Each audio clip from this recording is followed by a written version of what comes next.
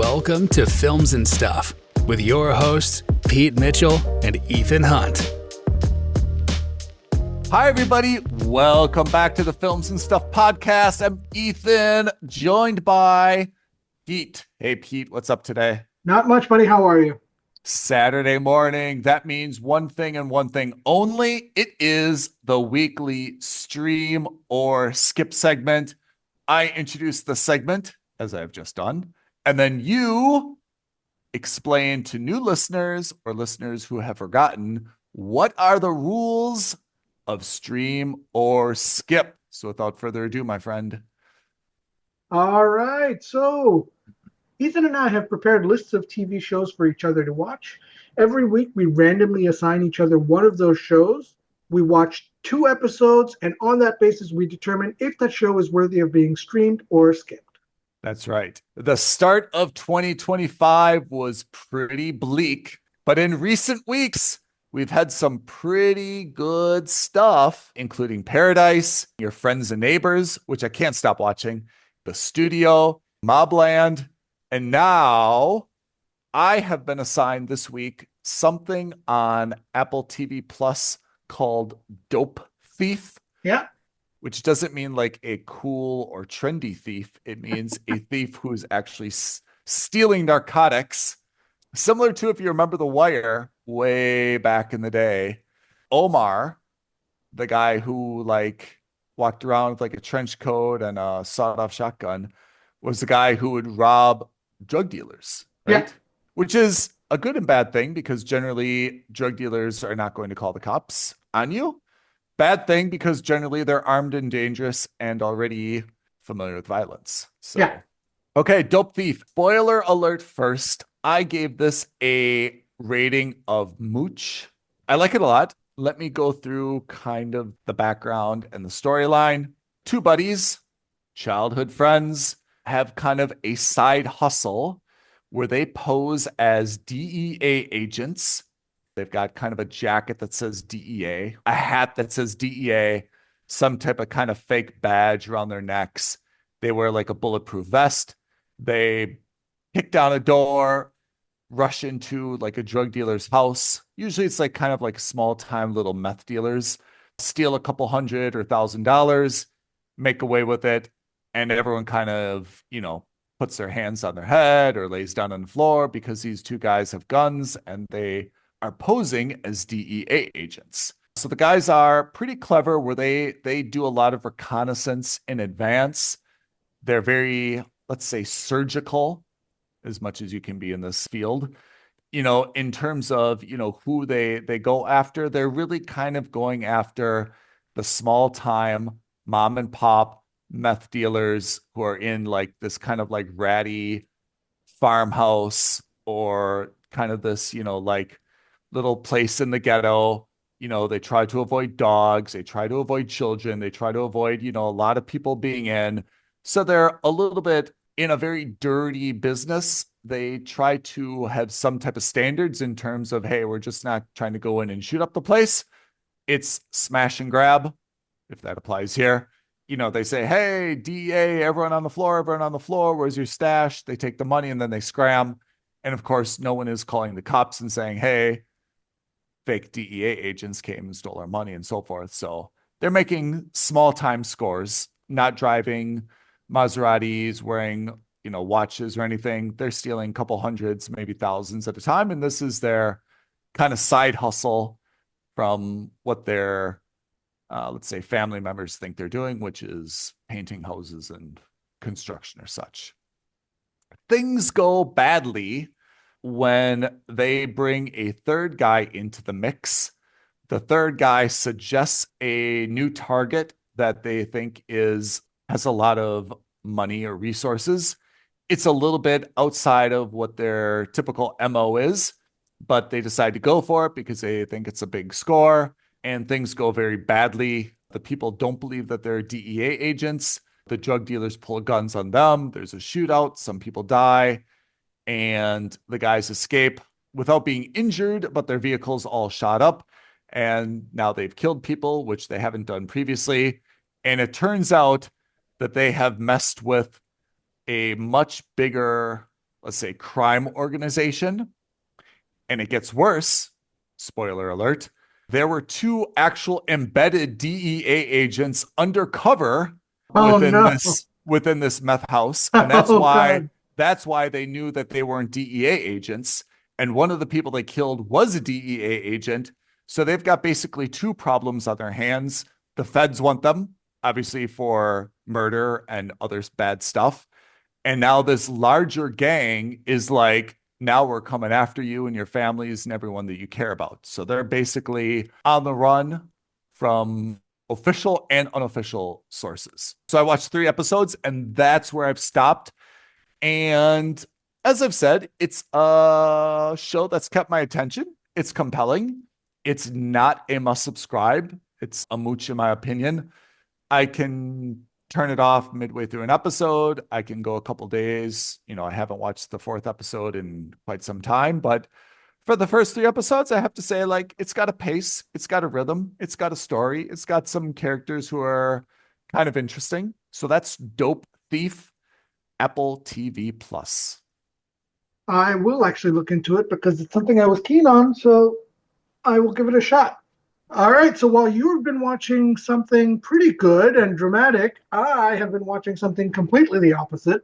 Oh, yeah. On Netflix, I've been watching a show called Running Point.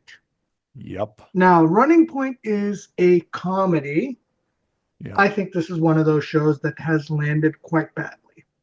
I agree. I've watched it as well, but I will stay silent while you do your thing. So it's a comedy series about the team called The Waves, which is clearly a satire of the Lakers. Yep. Similar to the Lakers in real life, the team owner has passed away. There's issues with succession planning. And then, all the dirty secrets and all the dirty laundry comes out, obviously, after the owner has passed away. And it stars Kate Hudson, who is this guy's daughter. And he's got 3 brothers, 2 original brothers or bio brothers and 1 stepbrother. Yep. And they're all involved in the team. So the oldest brother is Justin Theroux, who is like the team president. He takes care of operations and he's like well known for being a proper team owner and team manager. Then you've got another brother who used to be a basketball player and now is kind of like head of player development. He's kind of like a coach, but not quite. And then you've got this stepbrother who's like handling the finances for the team. He's kind of like the CFO. One comment aside, I've got in my notes, the half brother kind of looks like a discounted Jason Bateman. Yeah, he does. Yeah, he does. So anyway, it's obviously a comedic take. And you see that the trope is that she's the quote unquote girl who gets to take over the team after Justin Theroux's character, who is taken out of the running because he's addicted to drugs and he has a car crash. And for the sake of the team, he decides to step down. And so she's constantly putting out fires, like she has to find a new sponsor. She has to deal with the problematic rookie on the team. She has to kind of, deal with the fact that her brothers are jealous and want to take over from her, all that kind of thing. Yeah. And it's clear that she's supposed to be a very loose representation of Jeannie Buss, who is the current president and CEO of the Lakers. You've highlighted that this is supposedly loosely based on the Lakers. Right. The weirdest thing about this is that Jeannie Buss herself is listed as the executive producer. Right. It's so weird.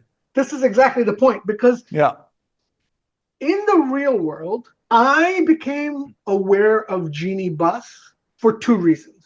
One, because she was at one point dating and engaged to Phil Jackson. That's right, coach of the Lakers. Right? But beyond that, because she's actually supposedly a very good team owner. And she's kind of like this hardcore executive. She understands the business. She understands the game. And she's very competent, and she hires very competent people around her. And she was one of the first, if not the first, female owners in the league. She's got a lot of credibility and a lot of history and weight on her shoulders in the NBA. I think you've got 2 things there, which is in real life, she's actually quite well respected. Yes. I think that she's well liked and well respected. And when we watched, remember Winning Winning time. Time on Yeah. HBO, even though that was not, I guess, officially sanctioned by the Lakers, she was portrayed as kind of like an adolescent or a teen. And I thought she was portrayed very, very well, like had a strong, let's say, moral compass and decency, was, a hard, diligent worker. Like all of those things indicate that she was quite strong. And it's weird that this show, which she's somehow officially sanctioned by being an executive producer, seemingly portrays her as just this ditzy airhead. Airhead. Yes. Yeah. And I can't help but have lost a little bit of respect for Jeannie Buss. Yeah. I can't understand what the mindset is if someone missold this to her and she's like fuming, like, what? Like, I thought I was going to be portrayed as like serious and you've made a mockery of me with this. And, or if she's like, no, let's make it funny and let's, I cannot figure it out. But I think this is a step back for Jeannie Buss, personally. yeah, And yeah, maybe she likes the show. Maybe, I give her all the benefit of the doubt. And you know what? She can do whatever the hell she wants. It's her life. But yes, like, as an outsider, as someone who vaguely is invested in basketball, yeah, I'm just like, oh, this isn't a good look for Jeannie Buss. Like if not at all. any of this was true to life to Jeannie Buss, I mean, she comes down at least one or two notches in my level of respect for her based on that, right? And Totally agree. I'll give you an example. Like, they're looking for a sponsor, and like, instead of like coming up with this like devious, smart way of finding a new sponsor in a relatively comedic way, she's like, tee, I'm a girl. I'm going to go to Sephora, and I'm going to get Sephora to be my sponsor. Yeah. You know what I mean? Like, it comes off very.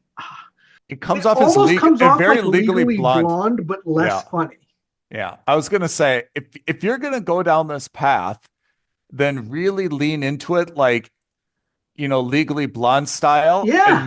and make it more cutesy than kind of it did seem a little bit like pathetic and just like grasping. And you can tell there's definitely a little bit of the Jeannie Buss story in here, because they've made, at least through the first two episodes that I saw, they've made allusions of her kind of liking or having a crush on the coach of the team, and he's nothing like Phil Jackson in the show, but you know what I mean? Like, you can see that there's something in there. And I'm just like, okay, I mean, like, this is clearly Jeannie Buss, but like, what are you doing? Like, this is not a flattering or even a comedic take on this. Yeah, it's also a little bit surprising because Mindy Kaling is one of the creators, right? Yeah, I've never been a fan. Well, I can't say that, but I always thought that she was more, I don't want to say a feminist, but I thought she was kind of more into portraying like stronger women characters. I'm a little bit surprised that she would also like create something where the lead is so kind of ditzy and portrayed in such a way, Yeah. Whether or not you like the character or don't like the character, I just don't see like how this is a positive portrayal for anyone, you know? Not nice in my opinion. Yeah. Spoiler alert, it's a skip for me. Oh, it's a skip for me as well. I didn't think it landed. I didn't think the comedy landed. I thought it's just not my bag. I'm not going to go into a deep dive as to the intentions or the motivations or, the philosophy or the politics of any of the characters. It's just not my bag. But one thing to say, Winning Time really addressed, I thought, in a very serious way, the events that kind of led to the Lakers Showtime dynasty, right? Yeah. And the Buss story was a part of that. For better, for worse, they kind of showed, Dr. Jerry Buss, for all his flaws, but his genius as well.